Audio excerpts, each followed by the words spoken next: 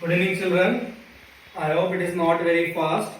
So, last lecture we had discussed what is rational, what is irrational. So, let's move on to exercise 1.2. So, what is the first question? State whether the following statements are true or false. First one, every irrational number is a real number. So, let me talk. Rational and irrational together are called as real numbers. From here I can say that every irrational number is nothing but a real number. So first answer comes out to be true. Every irrational number is a real number because rational and irrational together are called as real number, that is set of R. Okay. Second, every point on the number line is of the form root m. Can I say that every point on the number line be represented as root m? Let's see. 1 I can write root 1, 2 can be written as square root of 4, 3 can be written as square root of 3 and so on. But can I write minus 2 as square root of some number? No, I cannot write minus 2 as square root of any number. So my second answer is false. Then every real number is an irrational number. Can I say that every real is irrational only? No, because real is nothing but combination of rationals and irrational.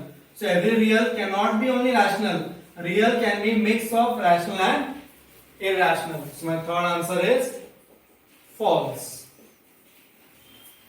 Now, are the square roots of all positive integers irrational? Can I say all square roots are irrational? No.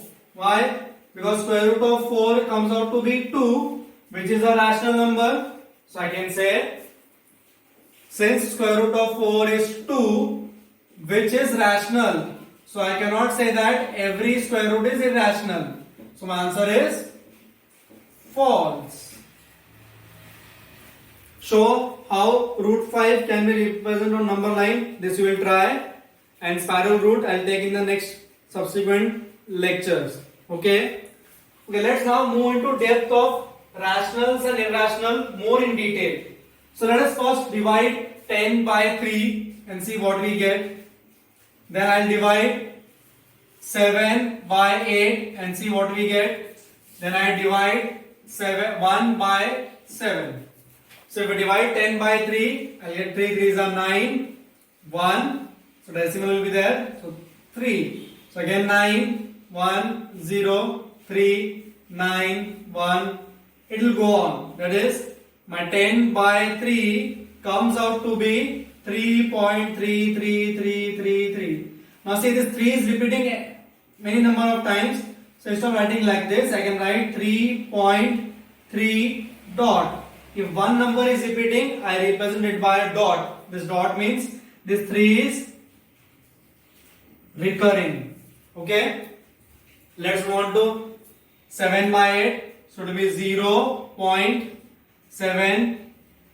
Sorry, 8 8s are 64. I'll get 6 0 8 7s are 56. Sorry, 4 0 8 5s are 40. So here I am getting the remainder as 0. That is 7 by 8 can be exactly written as 0.875. So I can say that this number is a terminating number because I am getting remainder as 0. So whenever I get remainder 0, I tell that number as terminating number. Here my remainder will never be 0 though I go for n number of divisions. Let's see what happens here. It will be 0 point, it will become 0, 7 1s are 7, it will become 3 0, 7 4s are 28, this will become 2 0, 7 2s are 14, it will become 6 0, 7 8s are 56, it will become 4 0, 7 5s are 35, it will become 5 0, it will become 7 7s are 49, 1 0. Now it will repeat. If you go on doing further, say I got the remainder 10 where I started. So my division will go on repeating. So I can say 10 upon 7 can be written as 0.1 1, 4, 2, 8, 5, 7, and this whole bunch will repeat now. So see, first place where remainder was not coming 0, here remainder is coming 0, here also remainder is not coming 0. So the places where remainder is not coming 0, something is repeating. Here 3 is repeating, here this 6 digits are repeating. So these numbers are called as non-terminating, means they will never end, and recurring. These numbers are non-terminating and recurring. What is this number? This number is terminating. So number which is terminating or which is non-terminating recurring is called as a rational number. So a rational number is nothing but either it is a terminating number or it is non-terminating recurring. Recurring word is very, very important. It is non-terminating recurring. So these both will be rational numbers. No doubt it has to be rational because they are fraction of something. So they are called as rational numbers.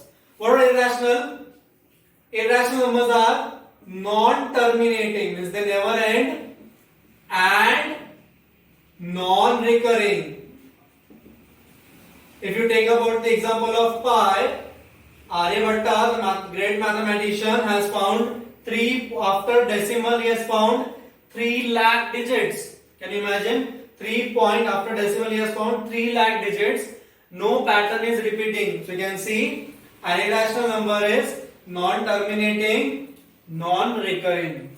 I hope you are getting it.